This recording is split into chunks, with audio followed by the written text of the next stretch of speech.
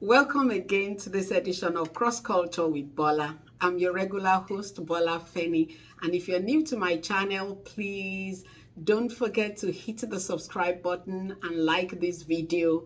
And if you have any friends who are not part of the conversation, please let them in. Let them know something good is happening on this channel.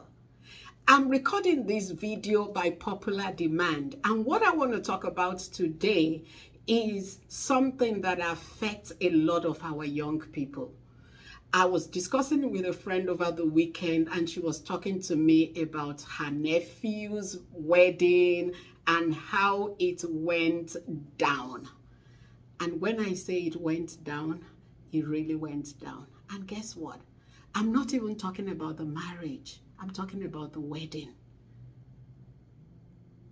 Really? Let me say this, young people, male, female, look, if you're going into a cross-cultural relationship, please, please, please count the cost. Just know that you're marrying somebody who most likely doesn't think like you, most likely has a different way that they process life, process information and all that, and you have to get on the same page. You must. Okay? I'm tired of all this nonsense of we're in love, we don't argue, we've never quarreled, everything is just going dandy. Wake up. Smell the coffee, okay? Look, don't get married until you have sat down with a couple who will tell you the truth, who will give it to you the way it is. Look, every marriage has issues. Every single one of them, including yours truly. Every marriage, every single one. Forget about the nice pictures we post on Facebook. Forget about all the, oh my God, I just thank God. Oh, I'm happy. We're so blessed. You know, all those photo trick things that we all do. And I am not saying we're not enjoying our marriages, but I think a lot of young people have this unrealistic picture of a marriage relationship. And they're just jumping into it, you know, full force without counting the cost. It's not good, okay? If you're marrying somebody from a different culture, ask questions about their culture. We're having too many issues coming up in these marriages. And let me tell you something, because you are both from, you know, you're both Americans, or you're both Nigerians, or you're both Cote d'Ivoire, or whatever country it is you're from, doesn't mean you have the same culture. Oh my God, culture is different. Family setup is different. Okay? Look, and you young men who want to marry wherever it is you're from, you have a girl who went to one of these schools, is a professional, has been living on her own for a while and making all the decisions and all that. If you're not ready to marry a strong woman, leave her absolutely alone. Please. If you want to marry a woman that is like your mom, go get your mom or someone close to her, okay?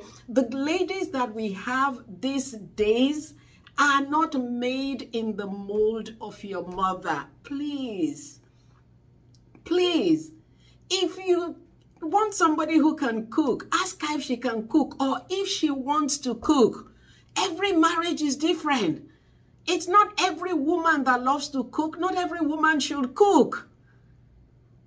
It's just what it is. So don't go into this marriage expecting that you have a cookie cutter kind of girl. No, find out who she is. Before you make up your mind you want to marry her, don't just go on the looks or what your idea of marriage is. What is her own idea of marriage? That's what you need to ask. The Bible is very clear. We are all equal. God created all of us in God's image. But guess what though? There are different responsibilities for the man and the woman in a marriage relationship. Young lady, listen to me. If you are not going to submit, you don't need to get married. Forget it. Men have ego, and you must learn to massage that ego. And trust me, it's difficult to do. It takes God's grace to do what you need to do to that ego. Young men, hear it from me loud and clear. Girls, young ladies, we all need to know. I don't mean feel, I mean know that you love us. The Bible says, husband, love your wives. We're not interested in just you saying it. There are little things that you have to do to show that you love your wife. It's not about money. A lot of men think that because you throw money at your wife or your girlfriend or whatever means you love her. No, anybody can give money. But it takes something different to love a woman. Commitment, that you defend her, you protect her. Her happiness is paramount to you. And guess the clincher, that you forsake all others. Every single other person, and cleave to your wife. There's a reason why the Bible says a man should forsake father and mother and cleave to his wife. It's because God knows it's difficult for you guys to forsake all others. It's for the same reason that the Bible says women should submit to their husband, because God knows how difficult it is for women to submit. So let's put all this on the table. Let's ask questions. Please, I don't know what you guys talk about before you get married, really. I'm wondering what it is you talk about. Because the marriages aren't lasting anymore. Somebody was asking me a few days ago, and I'm like, my marriage is a work in progress. Always a work in progress. 28 years in, we are still work in progress. And it will probably take a lifetime, because with every stage of our lives, we are both changing. Our needs are different, and we have to constantly keep adapting to each other's needs. And that's a full-time job. So it's tough, it's hard. Please, please, please, I'm begging you guys, okay? Have these conversations with yourself first. I've said it on this channel before. Before you begin to think of it, ask yourself, do I want to get married? Not does my mom want me to get married, or does my dad want me to get married, or does society want me to get married? See, people who will not respect you will not respect you whether you're married or single. So don't put a lot of pressure on yourself like, oh, people are going to look at me funny. They're going to say this. Those are not reasons why you get married at all. Find out what it takes to be married. Talk to a married woman. Ask. If you don't have anybody to ask, come ask me. I will tell you the things I wish I knew before I got married. I will tell you. I'll give it to you, the way it needs to. Talk to a man. If you are a guy, what do you wish you knew before you get married? Ask them, what are the landmines? Okay? Guys, please, just try. Just try. And a lot of you think that 3 months premarital counseling is going to do the magic. Oh, no. It's not doing it. You must decide in yourself. You must make that decision. I want to get married. And let me tell you something that a lot of people are going to disagree with. Doesn't matter. One of the things I have seen is that when ladies get married to men who are not at the same intellectual level with them, it's problematic. Look, I'm a lawyer. My husband is a lawyer too. Even then, it's like, hey, maybe I'm being heady because I'm a lawyer. If you've been on the channel long enough, you know that I'm a tough bone to crack. You know that. And that's me. I'm still not in this generation, not to talk of this generation of children. So the higher their educational level,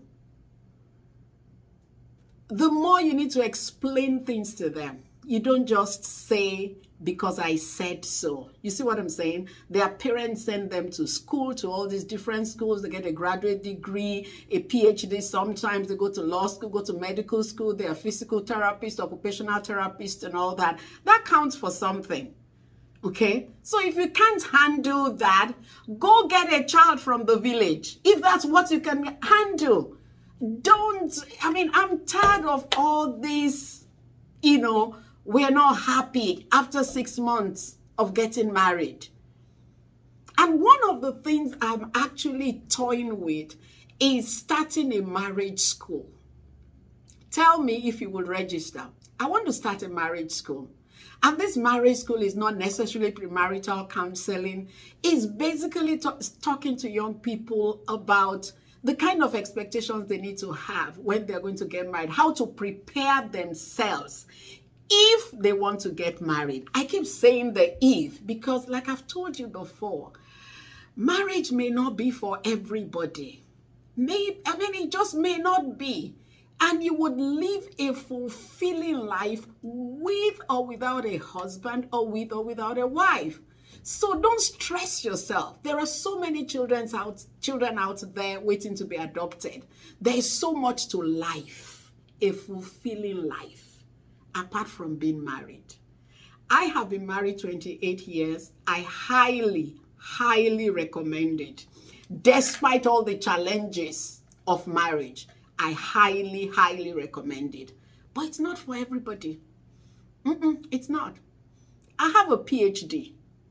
I necessarily do not recommend it, but if it floats your boat, go right ahead and do it. But marriage, I recommend, because the positives are more than the negatives. But that doesn't mean it's for everybody. So think about it, please. Don't just jump in, please. Please don't just jump into a marriage relationship, especially a cross-cultural marriage relationship. Like I've said before, you are marrying an entire family. So you need to look and see, can I handle this? Can I cope with this? Is this what I want? Am I marrying a man that will protect me, that loves me enough to protect me, even when I'm wrong? Am I marrying a girl, a lady, who loves me enough to submit to me? Am I marrying somebody who is submitted to God? Because if you are not submitted to God, you can't submit to nobody. Too much pride in young people today. I want to do what I want to do. Nobody tells me what to do. If that's your attitude, please leave marriage alone. It's not for you. It's just that simple. I'm talking to young men who are telling me, these girls will really stress us. And I'm talking to young ladies who say, look, I need a man who is a real man. So figure out who you are first before you jump into marriage. We are here to support you. Ask questions. Plenty of questions. You are getting married to somebody who is American, go sit down with an American couple and say, how do I handle this? You're getting married to somebody who is African, go sit down with an African couple and say, hey, how does this work? Ask questions. Don't just jump in. Cultures are different. Cultures are different. And you need the entire village rooting for you when you get married. Please. This is my plea. I hope I answered some of the questions that I got about this. And if I didn't, send me the questions. I can, chat with you privately or do whatever it is we need to do. But this is just something that has to stop. We must have marriages that last for a lifetime. God bless you. Keep the comments coming. Have a beautiful week until I come your way next week. Thank you.